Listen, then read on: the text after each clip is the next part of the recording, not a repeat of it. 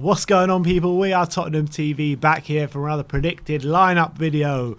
The glorious Europa Conference League returns as it's the first group stage game in the tournament tomorrow night in France. It's Rennes against Tottenham, which you actually see in the opening game of the tournament. It's very rare that you see in a tournament first favourites against third favourites in the opening game. In the group stage, yeah it's a bit nuts. But it is what it is. Rennes, I think you shouldn't underestimate Rennes because they do have a few good players there.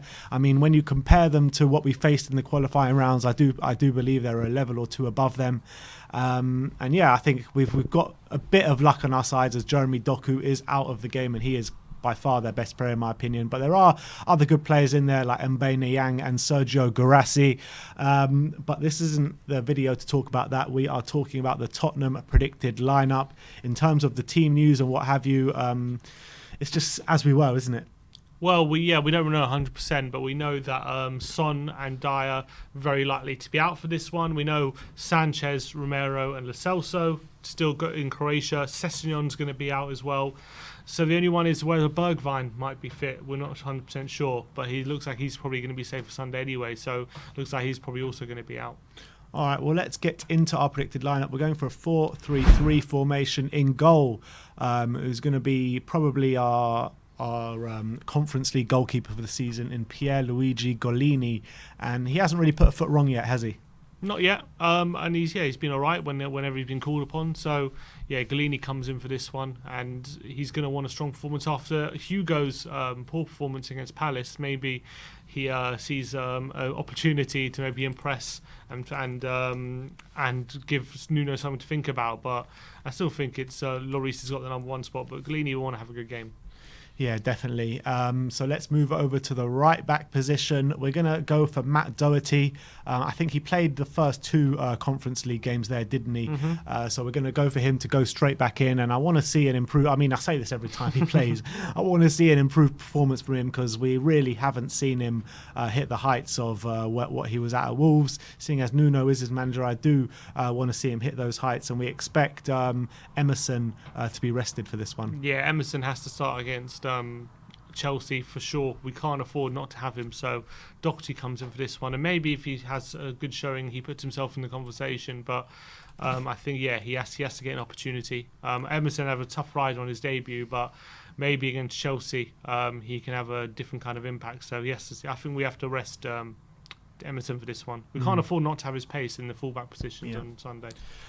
Centre-back positions, Japhet Tanganga, who's obviously suspended for the Chelsea game, so I fully expect him to come in, and to be honest, we're really stuck for choice in the centre-back positions, and Tanganga and the other guy is probably our only options, really. Yeah, and unfortunately got sent off, but he was having a good game before then, so we've got no other options unless you want to put someone like Pascozzi in there.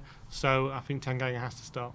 And then Tanganga's centre-back partner will be Joe Rodon. Like I said before, these are our only two options at centre-back in terms of the senior players. And Joe Rodon came in against Crystal Palace, and yeah, I know he was caught out of positions for a few of the goals in the last minute, but I thought by and large he had a very good performance. Yeah, and I think actually him and Tanganga were playing quite well together before the sending off. So yeah, Rodon definitely comes in, and it's more for a lack of options as well. He literally only two centre-backs we have available. So. Literally. Left back, Sessegnon's out, so Davies will come straight in this one with Reguilon being rested for Chelsea. Yep. No other thing we can do. Yeah, standard Ben Davies, isn't it? So that's a back four of Golini, Doherty, Tanganga, Rodon and Davies. CDM, we're going to stick in Pierre-Emile Højbjerg. I'd like to see him rested, but I just can't see it just because of our lack of options at the moment. Yeah, unless he puts Skip in there, but I think he wants to, after Skip had an injury, probably want to save him for Sunday. So I think Højbjerg is fully fit, and I reckon he might get a bit more of the defensive role in this one.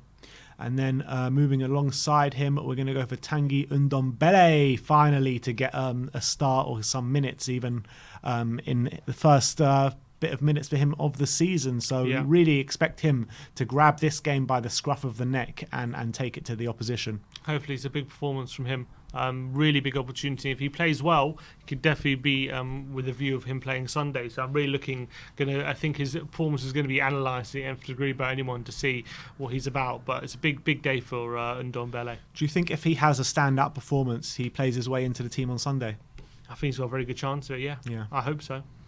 And then alongside, to make up the midfield three, will be Harry Winks. I mean, didn't put himself in much joy in the last game. I thought he was pretty terrible, to be honest. But these are the kind of games where he does produce in. So I have no qualms about putting Winks in this one. I got a feeling actually that midfield three is going to be slightly different. I reckon it'll be Winks deepest, and Ndombele on the left, and Højbjerg on the right. That's what I think the three will be. And hopefully I'll suit Winks a bit better. I feel he was definitely a bit lost on that on the left of the three.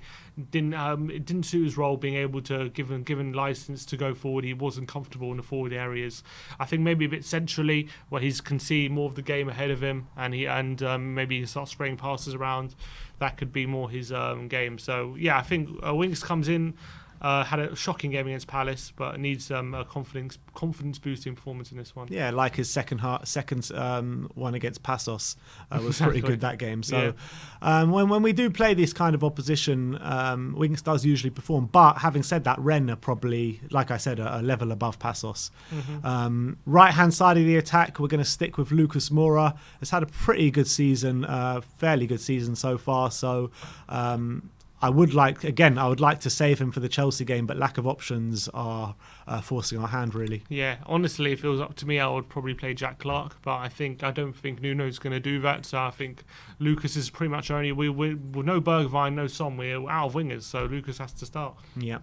On the left-hand side, we're going to go for Bryan Hill. Had a great game in the Conference League last time out, so we just called on him to kind of replicate that performance, really. Yeah, I'm excited to see what he's going to bring. Maybe because against Passos, he had a bit of a free role, so remains to be seen whether he'll be out on the left or he'll be given that license to cut inside and use the space that way. It'll be interesting to see how Nuno plays it, but I'm excited again to see Hill on the pitch start. And then up top, obviously, the man, Harry Kane, our only I say our only striker, but we do have Dane Scarlett as well. Dane Scarlett, when he played in the first leg against Passos, I mean, he did look, he was just getting no service whatsoever. So I do feel like in a game where he would get better service, we would see a better version of Dane Scarlett, because he was pretty anonymous in that first game. But having said that as well, I think Nuno will want to get off to a good start in the Conference League. So I suspect that he'll play Harry Kane, and if the game's going well, maybe take him off with about half an hour to go or something if we're winning by a comfortable margin. Then we'll see Dane Scarlett, but I expect Kane to start this one. Yeah, me too, unfortunately. I do think it's a mistake. I would save him for Sunday, but I think Nuno's going to doesn't want to start with a defeat, and he want to get off to maybe bring the positivity back as well. So I think Kane is going to play. And we are risking it a bit because if he gets injured, we're absolutely screwed. But it doesn't leave him. If we're in the Conference League and we're in it to be serious about it, I don't think he has much choice in this one, unfortunately. Yeah, I mean, let's see that lineup one more time. So that's Pierluigi Golini in goal, Doherty right back, Davies left back, Rodon and Tanganga in the centre back positions, a midfield three of Winks, Ndombele and Højbjerg, Hill and Lucas supporting Harry Kane up top. If this is the lineup, what scoreline are you going for? If that's the lineup, I'm going to go with a 2-1 win for Spurs. I was thinking 2-1. But I think that with Rodon and Tanganga in the centre-back positions, I think we'll be defensively solid going into this one. I mean, we were pretty solid against Crystal Palace up until that red card.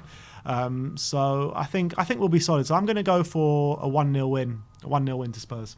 1-0. I'm going to go 2-1. If it's not the line, if we don't start Kane and we start Scarlett, I would say a 1-1 draw, and maybe even a loss potentially. Interesting. That's what I reckon. But I want to know what you think, what you guys think out there. Do you think this is going to be lineup? If not, let me know your predicted lineup in the comment section below, and I want to know your score predictions as well. So let me know in the comment section below. Me and my brother are back on the watch-alongs tomorrow with John Cooper as well. So tune into that from about 5:30 as game kicks off at 5:45. We'll see you all tomorrow, as well as David Harris with the pre-match pump-up and the post-match fan show as well, when it is your chance to have your say. Looking forward to seeing all of you guys tomorrow. Like, subscribe and comment, and as always, come on you Spurs.